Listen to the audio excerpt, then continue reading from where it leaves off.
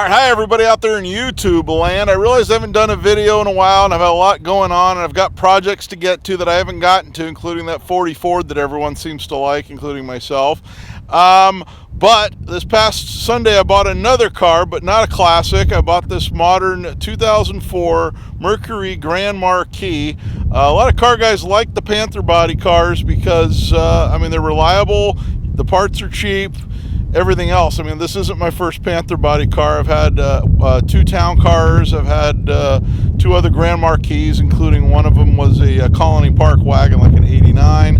But I picked this guy up cheap last Sunday off Facebook Marketplace, so we're going to go check it out, and I'm going to show you, and I've actually done some stuff to it. If you're looking at the wheels, those wheels weren't on it when I got it. And we're going to go show you why these are such great cars, especially if you're a car guy and you like V8 rear-wheel drive stuff, and you can pick them up cheap, and a lot of times you can find them that are like owned by an old person like this one was. So let's go see this.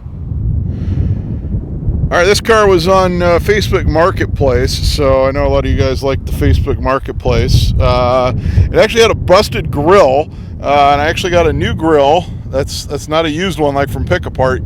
Brand new grill, shipped to my house with shipping and California sales tax, which is pretty high, as you can imagine.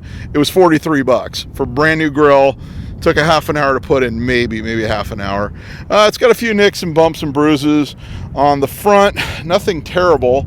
Like I said, this is going to be my road trip car. Also, I'm going to be doing a lot of trips out to Palm Springs. I'm going to be working with my friend Chuck, who I did the Lemons Rally with back in 2019. If you remember my video series on the Lemons Rallies. He's doing a lot of cars out there. And actually, I've got another project car that is vintage that I have not done a video on, that hopefully I'll be getting out there to shoot a video on. I'll give you a hint. It's early 60s. It's GM. And it has a top that goes down. So those are my hints. So you can kind of go wild. It's not like an Impala or something expensive, because I can't afford that kind of thing. But yeah, I picked up the Mustang wheels. Mustang wheels are kind of like the worst kept secret among Panther body owners, because a lot of times the guy buys a Mustang, and of course they want to put different rims on it. So the first thing you do is they pull the wheels off. So a lot of times you can find them with little or no wear on the tires for pretty cheap, because they put custom wheels on them. But you put them on a Panther body and it looks almost like you put custom wheels on a Panther body, because Panther bodies don't come with wheels that even look anywhere cool like that. And I've had these same wheels before on my 2011 town car, so I knew they bolted up, and I knew they looked pretty cool. They've got almost like a 60s torque thrust look, and these are plentiful. So if you want a Panther body, you should be able to find a set of these on Facebook Marketplace or Craigslist. I mean, they're out there and you can find them. In fact, I got to be able to pick the set. I got the set of wheels, and two of the tires were literally brand new, and I got the set for $400. So wheels with two brand new tires. Two of the tires were a little worn out, which I wound up having replaced. So if you own a Panther body, it's definitely a way to go. This one has the keypad on the door, which is nice. I know the number, but I'm not going to punch it in right now. Those are great. If you lock your key in the car, you just hit the button. In fact, when I was buying the car, the guy left the key in the ignition and the door locked, and we were able to punch the code in and open the door. So that worked out. The thing I like about this one is it's actually a base model. Now, what's nice about a base model in these is no air suspension. The air suspensions go bad on these sometimes, and you'll see them sometimes they're parked and they're sitting low. This one has the coil springs, so that's one thing I like about it. Also, it's got cloth interior, which is great, because here in California, your butt sticks to the leather upholstery if you have the leather upholstery. This car only has 75,000 miles. The guy I got it from, his great aunt, bought this car new. It is an East Coast car. He drove it out here a few years ago and used it as his family car for a little while. It had a draw on the battery, so that's why I got it for a good price. But literally on my way home, I looked in my rearview mirror and saw that the map light was on back there. So I just kind of reached back there, hit the map light, and it went out. And haven't had a problem with the battery since. This one's got the AM/FM with cassette and CD. So for a few years in the early 2000s, you'd see a lot of cars that had both cassette and CD. Nice thing about having cassette is that I can use a cassette adapter for my phone instead of having to install a whole new stereo. So I'm just gonna leave the factory stereo in there. It's got your cup holders. I got the plug-in for the phone there, which I didn't cover up. I just kind of want to show you how it is, how I'm driving it. So the interior is absolutely beautiful because since it is an East Coast car, it's in really good shape. Because if this was a California car, the whole dash would be like baked and whatnot. So we're going to come around the back.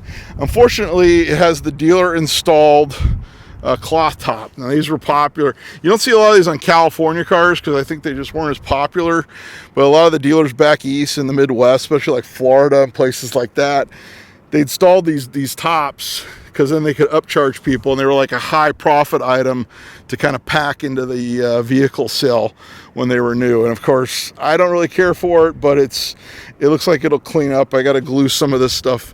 Like here, the stitching came off. I'm going to see if I can use some silicone or some glue to get that down. It had a thing that said limited edition with a Mercury badge that fell off, which I don't know how that makes it a limited edition. It's a base model that they put a top on, and then they put the chrome wheel moldings on it. So they're obvious like dealer installed thing on these, but it's there. I'm not taking it off because if I take it off, it's going to look horrible. So this one, actually, I have the key fob on this so I can pop the trunk. And of course they put the trunk right next to the alarm, so it's very easy. I had the same key fobs on my Lincoln Town car. It's really easy to accidentally hit that and set the alarm off. So unfortunately, that's on a lot of key fobs though, but it's got, everything works. I got one key fob, I got one key. Actually I had another key made. I got to order another key fob for it. I always like to, when I buy a car, if it's missing a key, I always get another key for it because it's just good to have, because then if you lose it, you're not paying some locksmith to come out and try to figure out making a key for it. It's got a New Jersey plate on it. It did pass California smog. I took it down. I already took it to AAA to register it. Now, I don't know if you guys know this. The old days, you would take a out-of-state vehicle down, they would just register it. Now they actually check the national database against the title number. So they did that, and then for some reason California's computer cut off the end of the title number.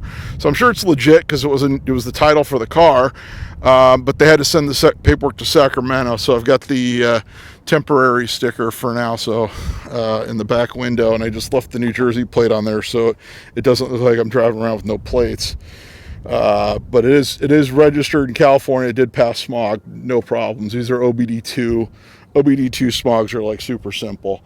I kept the best of the tires. The tires were destroyed. They had like 09 date codes, and I guess one of them had exploded on the guy, which I have the rim at my house. It's just completely annihilated because he was driving on old tires, but they still had tread because it was an old lady car and she didn't drive it. So this tire actually has a 19 date code, so I'm just kind of keeping it as a full-size spare, even though it's a 16 and then now it's got 18s on it. But if I have to put it on, it'll get me to a tire place at least. And at least it's full size and not one of those little donuts. You can see, I mean, the trunks on these things, same as a town car or a Crown Victoria, they're massive. You can fit a lot of stuff in here. I actually did Uber Select, which was like the more expensive Uber in my 11 town car, and I used to do airport runs and just pack all kinds of luggage into the trunk, which is the exact same trunk. So the back's in good shape. It's got a few scratches and stuff like that. Nothing bad. The sides are good. This car needs a wax. All I've done is done like a really quick wash on it, so I haven't even like done like a detail on it or waxed it. The paint isn't like, the clear coat isn't coming off like it would be on a California car where it was in the sun all the time. So that's one plus. The underside of the car does have some surface rust. It's not that bad. It's about as bad as you would see like in a car from like a beach city in California, where it would just have that like light coating of surface rust. So that's pretty much as bad as this car is. There's nothing like eating through, nothing ridiculous. This car obviously was garage probably before when the great aunt owned it. But yeah, it's in, like I said, it's pretty good nick. These are fantastic road trip cars. They're extremely comfortable, which I like.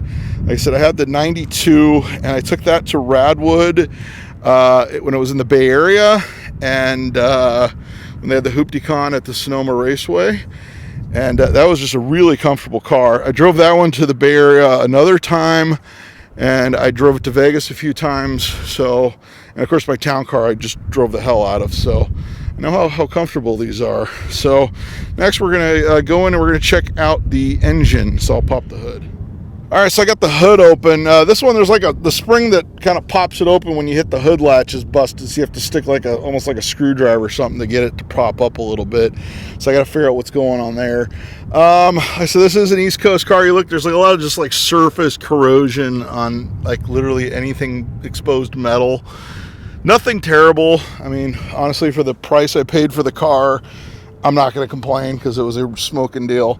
The guy actually put a newer battery in it, so the battery's actually from July of 20. So usually whatever the date is, they actually sold them a few months after.